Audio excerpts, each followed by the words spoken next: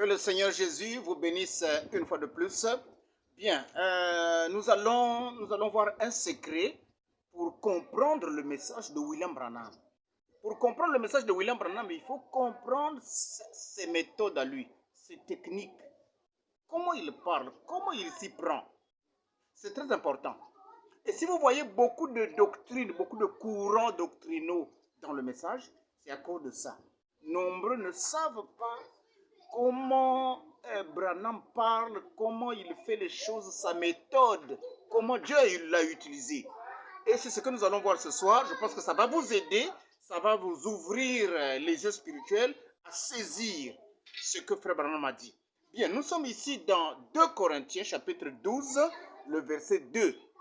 2 Corinthiens chapitre 12, verset 2, c'est Paul qui parle. Paul dit ceci: je connais un homme en Christ qui fut, il y a 14 ans, ravi jusqu'au 3e ciel.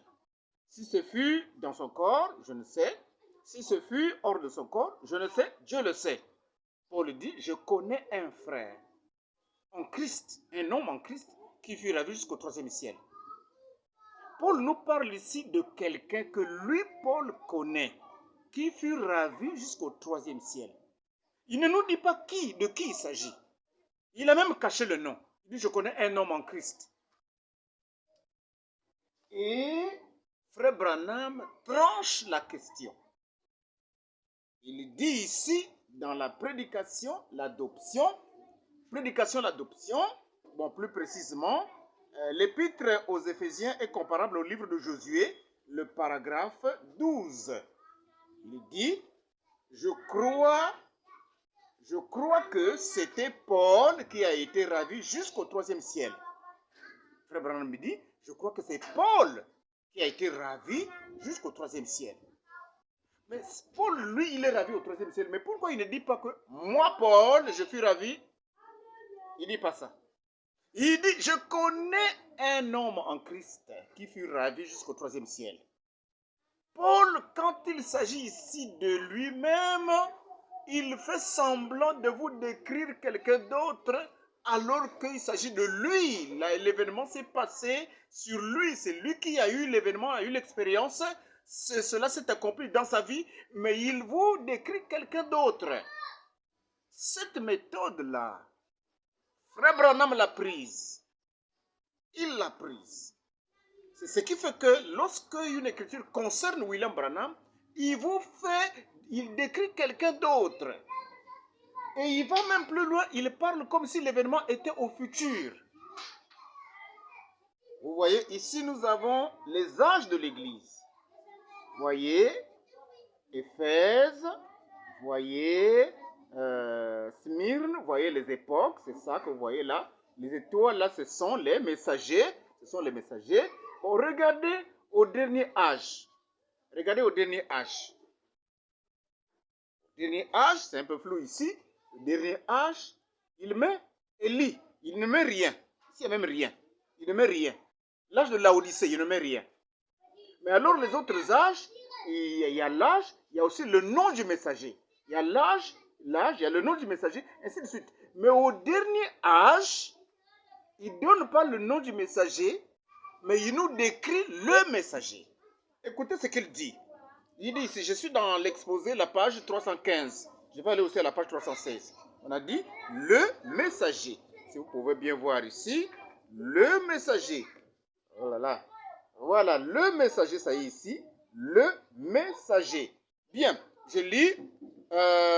Or, l'âge dans lequel nous vivons maintenant sera très court. Les événements vont se dérouler très rapidement. Alors, ainsi, le messager pour cet âge de la Odyssée doit être déjà là. Bien que peut-être nous ne le connaissons pas encore. Mais, certainement, il viendra un temps où il sera reconnu. Or, tout cela, je peux le prouver parce que nous avons les passages de l'Écriture qui décrivent son ministère. Il nous parle du messager de la Odyssée. Qui le dit? Frère Branham. Alors que lui-même, il est le messager de la Odyssée, de l'époque de la Odyssée. Premièrement, ce messager sera un prophète. Sera. Donc, dans le futur. Donc, maintenant, là, il n'est pas encore là. Vous voyez la tendance, voyez la tendance que ça, hein, l'aspect que ça présente ici. Comme si le messager de Laodicée, de l'époque de Laodicée, n'est pas encore là et il est dans le futur. Alors qu'il s'agit bien de lui-même, William Branham. Il aura la fonction de prophète. Il aura le ministère prophétique. Ce ministère sera solidement fondé sur la parole. Car lorsqu'il donnera une prophétie ou qu'il aura une vision, futur, alors qu'il s'agit de lui-même. Il nous décrit quelqu'un d'autre, alors qu'il s'agit de lui-même. Il part dans le futur, alors que c'est maintenant. Cette technique de William Branham, si vous la maîtrisez, vous comprendrez que il est le messager de Laodicée. Vous comprendrez que il est le troisième ange dans l'Apocalypse, je crois Apocalypse 14, le troisième ange. Vous comprendrez qu'il est Élie et Moïse. Ça s'accomplit dans sa vie, son second ministère. Vous comprendrez qu'il a accompli beaucoup d'histoires. Il est le Moïse d'aujourd'hui, il est Adam et il est David d'aujourd'hui, il est Pierre, il est Paul. Il a épousé cette façon de Paul de prêcher. Quand il s'agit de lui-même, il cache. Frère, je pense qu'aujourd'hui, le Saint-Esprit t'a ouvert les yeux. Quand tu écoutes les prédications, alors fais attention. Surtout quand il dit, ne manquez pas ceci, suivez-moi attentivement. Quand frère me dit ça, alors suivez attentivement. Si tu es en train d'écouter la bande, remets la bande, repars à zéro et écoute cette partie bien parce qu'il ne faut pas manquer. Il ne faut pas manquer cette partie.